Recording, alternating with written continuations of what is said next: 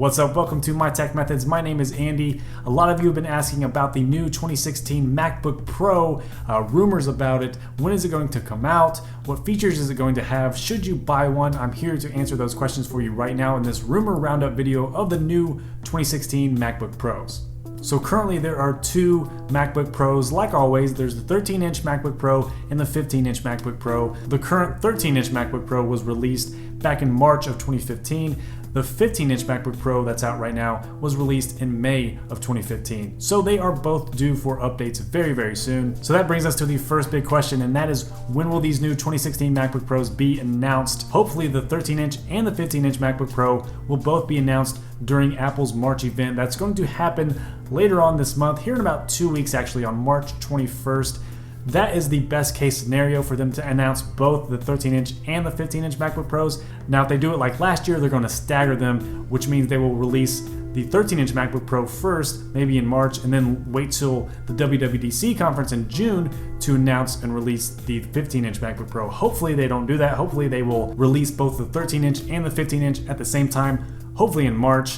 And that brings us to the second big question, and that is, what features will the new 2016 MacBook Pros have? Most likely they're going to feature Intel's 6th generation Skylake processors, hopefully in the 13-inch and the 15-inch MacBook Pros, because right now the 13-inch has the Broadwell chips from 2014 and the 15-inch still has the Haswell chips from 2013. So they both need to be updated, especially the 15-inch MacBook Pros. All the Windows PCs lately have been releasing their Ultrabooks featuring the new Skylake processors. In fact, I just did a review over the late 2015 Dell XPS 13 Ultrabook that features the Skylake i7 processor. If you want to check that out, I'll leave a link in the card right now. So all the competition to the MacBook Pros have been releasing with the Skylake architecture, and I think Apple will follow suit and release the new MacBook Pros with the Skylake architecture. So what's the big deal with the Skylake architecture and why is it so important to upgrade to it? Well, the three main benefits are obviously faster CPU and faster performance on the computer itself, massively improved internal GPU performance, and better power efficiency, which is going to lead to longer battery life. Those three things are huge when it comes to the usability and usefulness of a laptop, so hopefully we will see the Skylake architecture in these new 2016 MacBook Pros. Now, what about a redesign? Is there going to be a new design of these MacBook Pros? Well, let's look back at 2001, where they had the titanium redesign. Then 2 years later, in 2003, they had the aluminum redesign. And then 5 years later, in 2008, they had that unibody aluminum redesign. And 4 years after that, in 2012, we had the Retina unibody redesign, which is where we're currently at right now. We're about due for a new redesign of the MacBook Pros. Will we see it this year? I don't think so personally. It could happen because it's definitely due, but I just don't think they're going to release a new design of the MacBook Pros this year. So I don't think we're going to see a redesign, but what do I expect to see? This is what I think we're going to see with the new model in 2016. So I don't think they're going to do a major redesign. I think they'll keep the same shape, but I do think they will get thinner and lighter. I think it will feature a low profile keyboard similar to the Retina MacBook that was released last year. Now, I know a lot of people hate that keyboard, but a lot of people love it.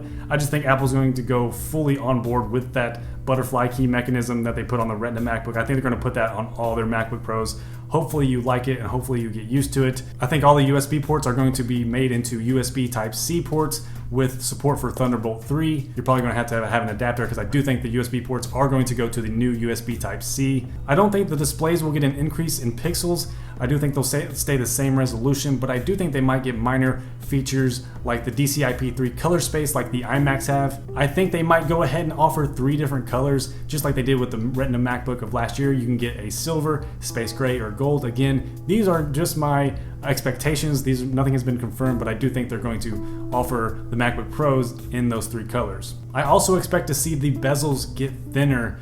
They are too thick right now. I don't think they're going to go as thin as, say, the Dell XPS 13 because they don't want to move the webcam. And last but not least, maybe the most important feature, I think the Magsafe is going to stay. I don't think they're going to get rid of Magsafe, which is a huge plus. Now, the last question is, should you wait to buy one? Definitely wait until March 21st and see if they announce any of the MacBook Pros then. I think they will at least announce the 13-inch MacBook Pro, but hopefully they'll announce both. If you wait until March 21st and they don't announce the 15-inch MacBook Pro and that's the one you wanted, you're looking to probably wait until June, so a couple more months. And if you can't wait a couple more months, probably go ahead and buy one. If you want to buy a new MacBook Pro, I think the best way to buy a new one is through macmall.com. I will leave a link in the description below. But if you want to save money and buy a refurbished MacBook Pro from Apple's website, that's what I did 7 years ago. It saved me a bunch of money, and guess what? The 2009 MacBook Pro that I bought still works perfectly to this day. I've mentioned it previously in my videos. I love my 2009 MacBook Pro, and I'll leave a link to the certified refurbished MacBook Pros on Apple's website. It comes with a 1-year warranty, so it really is a great buy if you want to save money, but get